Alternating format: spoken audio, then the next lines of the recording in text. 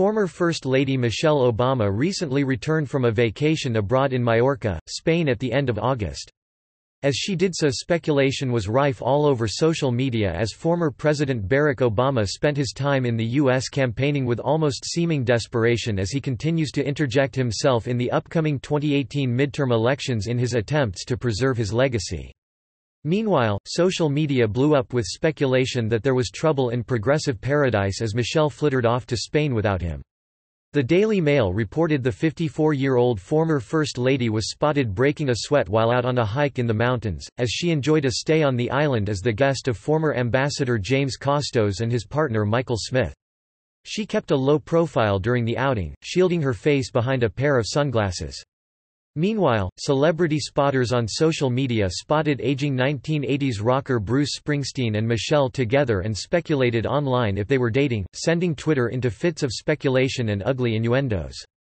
Photos of Michelle, looking like she is dressed in granny's pajamas complete with clunky heels, as she runs toward an SUV with Springsteen at her side after one of his performances surfaced.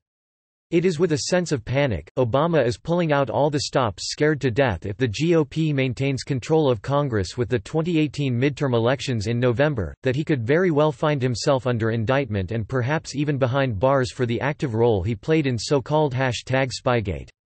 As the Conservative Treehouse notes, breaking with all presidential traditions of respectfully staying out of politics while your successor delivers on the policies of his election, former President Barack Obama spoke again today at an invitation-only campaign rally in Anaheim, California.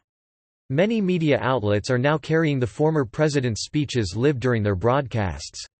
There is a visible sense of panic amid the far-left apparatchik. Obama warned his fellow progressives and Democrats that their mindless hatred of America and of all things Trump are going to derail any attempt they have of taking Washington back in 2018, warning instead of winning the American people over with charming words and stealth maneuvers.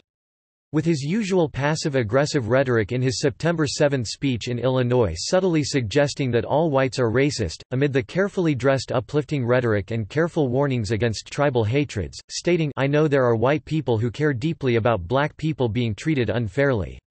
I have talked to them and loved them." Obama continuously used resentful and paranoid language intended to divide during his 2008 and 2012 presidential electoral bids and all through his tenure in Washington.